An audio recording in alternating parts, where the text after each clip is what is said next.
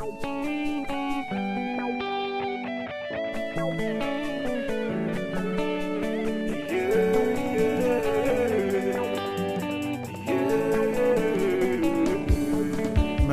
tout ce que tu me fais, c'est bien toi que je préfère. De toi je ne peux plus le faire. Je me sens si seul tellement que je pense au pire. Arrête donc de faire. Le 8e point, soutenez-vous dans les moments difficiles. Soyez toujours là pour soutenir celui qui est dans le malheur. Et c'est dans le malheur qu'on voit le vrai compagnon ou la vraie compagne. Soyez toujours présent pour consoler votre conjoint ou votre conjointe. Le 9e point, trouvez toujours une solution à vos disputes. Dans une relation, il y a toujours des disputes. Il y a toujours une petite mésentente. Voyez-vous même, les dents et la langue sont toujours ensemble. Elles se mordent. Mais lorsqu'on met la nourriture, les deux s'associent et elles mangent, c'est-à-dire les deux travaillent ensemble, main dans la main. Donc soyez toujours solidaires, quelles que soient les difficultés, pardonnez-vous. Ne regardez pas à votre orgueil, mais regardez plutôt au bien que l'autre vous fait et pardonnez. Ne vous imposez pas à votre conjoint ou à votre conjointe. Tenez compte de son point de vue ou de ce qu'il pense ou de ce qu'elle pense. Demandez toujours l'avis de l'autre, discutez toujours, ayez un esprit de communication. Et c'est en cela que vous allez vous entendre sur tous les points. Le 10e point, gardez toujours le sourire lorsque vous êtes toujours en face de votre conjoint ou votre conjointe. Le simple sourire met l'autre en confiance, prouve que vous êtes à l'aise ou vous êtes heureux. Votre sourire peut lui procurer du bonheur et cela peut l'amener à se dire que je suis à la bonne place. Ne dit-on pas que le bonheur de l'autre fait le bonheur de son conjoint ou de sa conjointe? Donc en réalité, tu es son bonheur. En amour, dites-vous que rien n'est acquis. Vous pouvez perdre votre conjoint ou votre conjointe à tout moment.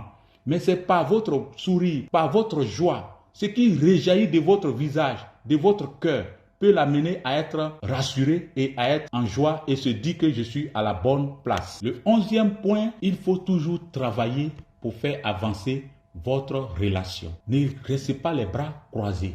Ne soyez pas une charge pour votre conjoint.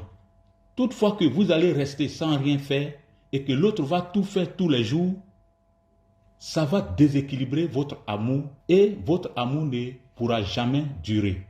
Mais faites quelque chose. Soyez un soutien. Si vous n'avez pas les moyens, vous pouvez soutenir votre conjoint ou votre conjointe dans son projet. Ne minimisez pas le projet de votre conjoint ou les idées d'affaires de votre conjoint ou de votre conjointe. Soyez plutôt un soutien ou une aide dans tout projet que l'autre a. Dans une relation, un travail, l'autre ne travaille pas, il y a un déséquilibre. Et en cela, l'amour est très difficile. Parce que en amour, on dit il faut être une aide. Donc, si vous deux, vous travaillez, l'autre peut aider l'autre. Ou si le jour, l'un d'entre vous n'en a pas, l'autre peut être un soutien pour l'autre.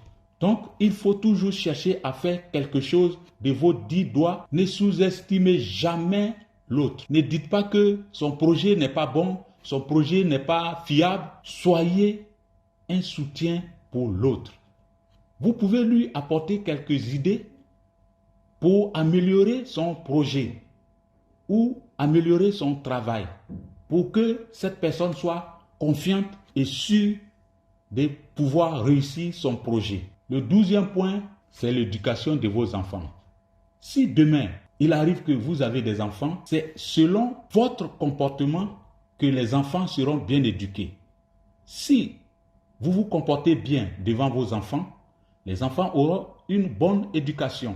Mais si vous vous comportez mal devant vos enfants, vous haussez le ton sur votre conjoint ou votre conjointe ou votre femme ou votre mari devant les enfants auront ce même comportement. Donc, ayez un bon comportement devant vos enfants. Si l'autre a des reproches à faire à son conjoint ou à sa conjointe, vous pouvez aller dans votre chambre et puis discuter, mais ne haussez jamais le ton devant vos enfants. Vous allez créer des petits voyous pour la population.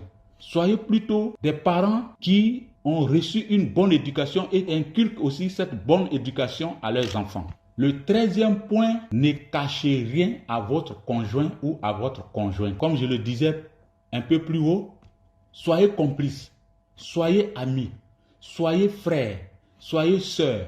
Des amis ne se cachent rien. Si vous avez vécu un passé, que l'autre soit informé de ce passé. En fonction de ce passé, vous pouvez construire un futur meilleur. Ne vous cachez rien, soyez complices. C'est en étant complices que vous pouvez évoluer, vous pouvez réussir dans tous les projets. Parlez-vous librement sans gêne. Le 14e point, ce n'est pas tous les jours qu'on se réveille de bonne humeur. Il ne faudrait pas que cela se répercute sur votre conjoint ou sur votre conjointe. En matière d'amour, il faut savoir gérer vos caprices. Il ne faudrait pas que vos caprices mettent votre conjoint ou votre conjointe mal à l'aise. Essayez de maîtriser vos émotions et vos caprices. Le 15e point, réjouis-toi du bonheur de ton conjoint. Ne sois pas jaloux lorsque ton conjoint ou ta conjointe a une bonne nouvelle. Dans le mariage, vous êtes unis pour le bonheur et pour le pire. Merci de nous avoir suivis. Pour recevoir nos conseils, n'oubliez pas de vous abonner, de cliquer sur la cloche de notification et de liker la vidéo. Vous pouvez nous laisser vos commentaires ou nous poser des questions et nous vous répondrons. Vous pouvez aussi nous appeler à ce numéro qui s'affiche à l'écran. Merci, à bientôt et que Dieu vous bénisse. Cesse de me faire souffrir. Pour toi, je peux mourir. Si c'est ça l'amour, je dois pouvoir tenir. Aujourd'hui, c'est ton temps, c'est tant mieux pour toi. Sache que cela me forge, je te préviens. Tu seras mienne à la fin. J'en suis certain, baby, be to me.